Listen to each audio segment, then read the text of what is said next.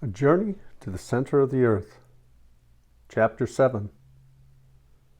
Alone and Lost. I awoke on Sunday morning without any sense of hurry, not concerned with starting another day's travel. The grotto we were in was a vast and magnificent hall. The Hansbach flowed slowly along the grotto's granite floor. The water was now so far from its fiery source that it was cool enough to drink without waiting. After breakfast, my uncle went to work putting his notes in order. Upon our return to the upper regions, "I want to make a map of our journey," he said. "The map will be a cross-section of the earth as we discovered it in our journey." "Do you think you can do that accurately?" I asked. "I've been keeping charts of the direction and angle of our travel," he answered. "I'm sure I made no mistakes. We've traveled 250 miles from the point of our departure." He looked down at his notes and made some more calculations. Then he added, "And we've gone almost 50 miles in a downward direction." 50 miles, I cried. "That is the entire thickness of the Earth's crust, according to the scientists." "I don't deny that," my uncle said. "Then at this depth," I added, "according to the scientific laws, the temperature should be 1,500 degrees. "Should be," said my uncle. "But you see, my boy, that is not so, for if we were 1,500 degrees, these granite walls would be melted." So you see, as is usually the case, facts are overruling scientific theories. "I agree," I said, "but I am nevertheless surprised, for the actual temperature here is 27.6 degrees. Let me then draw a conclusion from these facts." "Go ahead," said my uncle. "Let us say that from where we are now, the depth from the surface to the center of the earth is about 4,800 miles, I began. "That's correct," my uncle said. "And," I continued, "we've traveled about 50 of those 4,800 miles, and we've taken 28 days to do it." Yes, he said, "go on." "If we go on this way, traveling more horizontally than vertically," I concluded, "it'll take us about 5.5 years to get to the center of the earth." My uncle had an objection. "How do you know that this tunnel does not go straight into the earth without any of the horizontal movement that cost us so much time earlier?" I had no answer. "And," he added, "you forgot another thing. Another man has successfully completed the trip. Why should he have succeeded if we are doomed to failure?" Again, I had no answer, but I did have an objection. In the 16th century, when Arne Saknussemm had made his journey, neither the manometer nor the barometer had yet been discovered.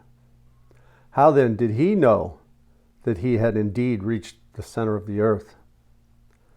I thought about this, but I did not voice an objection to my uncle. It would only have served to make him angry.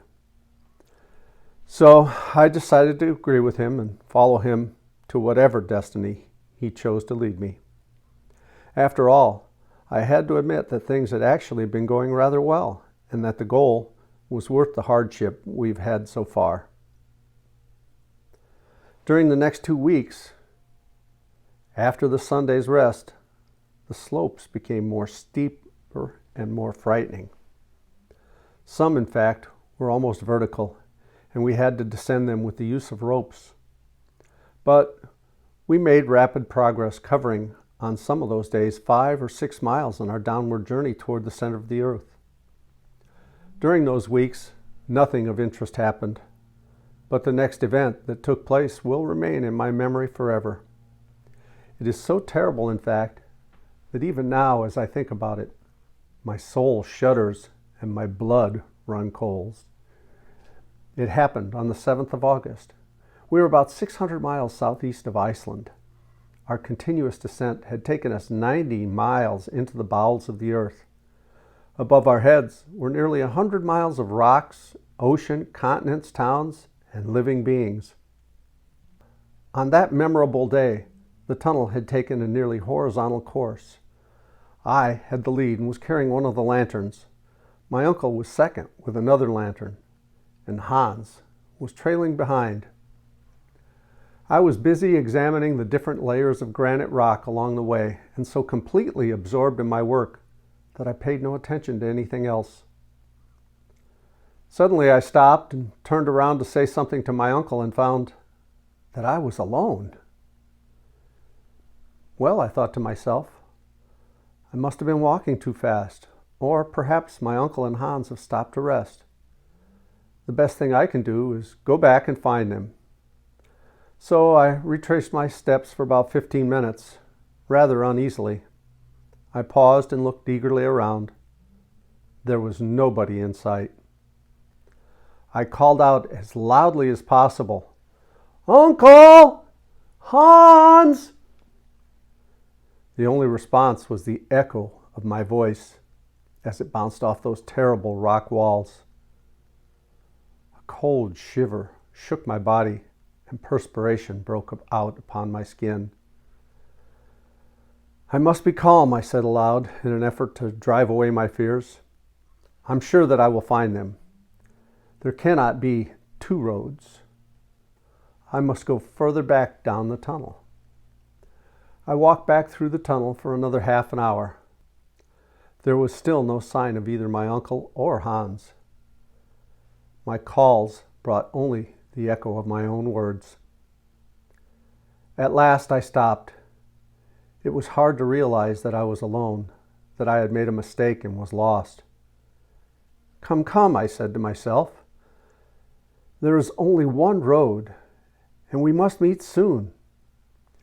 But my voice no longer sounded convincing, even to my own ear. There was no reason to panic. I still had the Hansbach. I would follow my faithful river back up the tunnel and find my way out if I had to. I stooped to plunge my hands into the pleasant waters of my little stream, but my hands hit only a hard, dusty road of granite. With horror, I realized that the stream I had been counting on to save me had completely disappeared.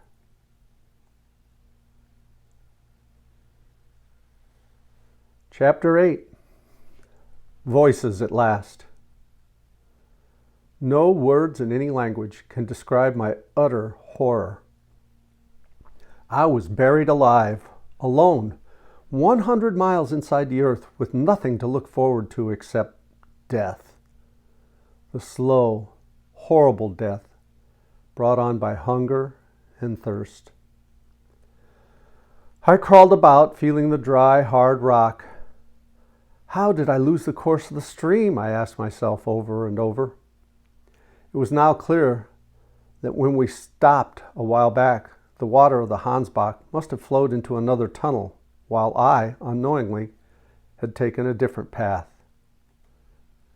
To what depths had my uncle and Hans gone? Had they gone forward or back? "Lost, lost, lost," I cried out, and the walls echoed my words back to my ears like a cruel reminder of my fate. I was lost at a depth which, to my wild mind, appeared to be without measure. Those 100 miles of the crust of the earth above me weighed upon my shoulders so heavily that I felt myself crushed by the awful weight. It was indeed a position to drive the sanest man to madness. "Oh, Uncle," was my tortured cry. "Oh, dear Gretchen, will I ever see you again?" When I realized that no further aid could be expected from man, and knowing that I myself could do no more for my own rescue, I asked assistance from heaven. I prayed. This prayer brought me a certain measure of calm, and I began to take an intelligent look at the situation I was in. I had about 3 days' food with me, and my water bottle was full. But one fact remained clear. I had to find my companions. But which course should I take? Should I go up or down? I finally decided that I was best to retrace my steps in upward direction. By doing this carefully, I hoped to reach the point where I had left the stream and entered the wrong tunnel. There, I would surely find the rippling Hansbach again, and, if need be, the pathway to the surface. After a slight meal, I began my upward journey. I looked at the projections of rocks I passed, hoping to see familiar signs. But I was soon forced to admit that the path would never take me back where I had lost my uncle and Hans. The path I was climbing led me to a solid wall of rock. I could go neither left, nor right, nor up. I collapsed on the hard granite floor. My last hope was gone. I would never find the Hansbach, or my uncle, or Hans. I was doomed to die in this rock tomb. No words could describe my despair. I tried to cry aloud, but only hoarse, animal-like sounds passed across my parched lips. Then another horror possessed me. In falling down, I had damaged my lamp. Its light got dimmer and dimmer until at last, with a final tremble, it went out. The last bit of light I was ever destined to see.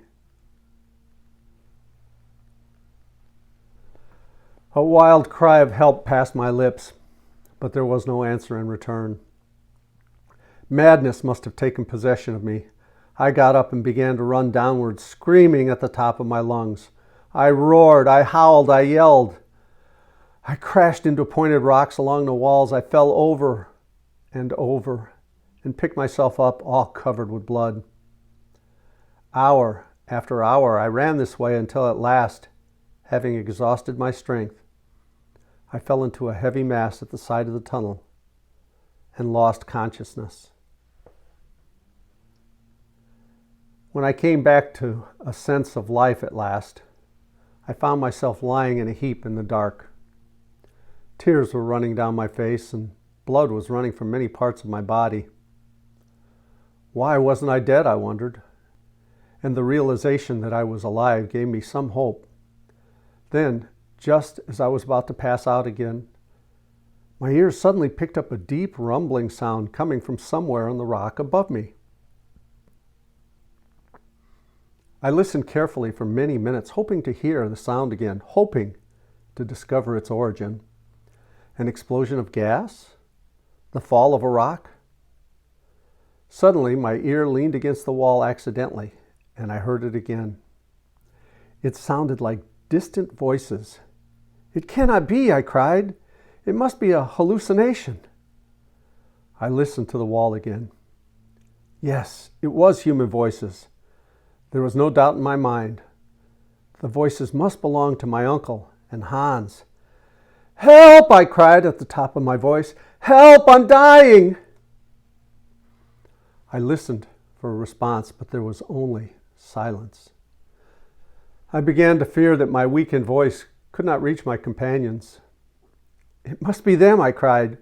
"What other men would be buried 100 miles under the earth?" I crawled as close to the wall as I could get, and in my loudest voice I called, "Uncle! Hans!" Several seconds went by. They seemed like centuries. Then, suddenly, these words reached my eager ears. "Harry, my boy, is that you?" There was a short delay between question and answer. "Yes, yes." "Where are you?" "Lost." "And your lamp?" "Out." "But the guiding stream, the Hansbach?" "It is lost." "Keep up your courage, Harry. We will do our best to reach you." "Don't leave me, Uncle," I cried. "Keep speaking to me." "Keep your courage," my uncle answered. "We've been searching for you upward and downward in this tunnel. I feared we had lost you forever, and I had begun to give up all hope. but we are talking now because of some strange sound arrangement in the tunnels. We may actually be far apart, but our voices are traveling along the tunnel walls. But do not fear, my boy. We will find you. Uncle, I said, my heart beating madly. We should try to find out how far apart we are. Yes, of course, he called. Do you have your watch at hand? I asked. I do, he answered. Take it in your hand and call my name. Be sure to note the exact second you speak. I will answer you as soon as I hear your voice. Then note the exact second that my voice reaches you. Very good, he said. I will record the time it takes for my sound to reach you in return, and I shall figure out the distance between us. I'm ready to say your name now. I put my ear to the wall. As soon as I heard the word Harry come to my ear, I repeated it to the wall. Then I waited. 40 seconds, called my uncle. It took 40 seconds, 20 seconds each way. Now, figuring the sound travels over 1,000 feet a second, we get 20,400 feet, about 5 miles. The words fell on me like a death song. 5 miles, I muttered in despair. We shall get to you, my uncle called. Have no fear. How do you know whether to go upwards or downwards? I asked. We must both descend, he answered. We are in separate tunnels, sloping downward into a vast cavern. If you can walk, move in a downward direction, and we will surely meet. Those words gave me some courage. I rose to my feet, but I could not walk, so I dragged myself along. The slope suddenly became very steep, and I was fearful of falling. I clutched at the rock walls. I threw myself backwards, but it was in vain. In an instant, I was dropping into a dark tunnel, almost a well. My head hit a rock, and I lost consciousness. As far as I was concerned, death had claimed me for its own. And we'll call it a day for now there. Please click like and subscribe and continue on the next video. Ta-ta for now. Love you. Bye-bye.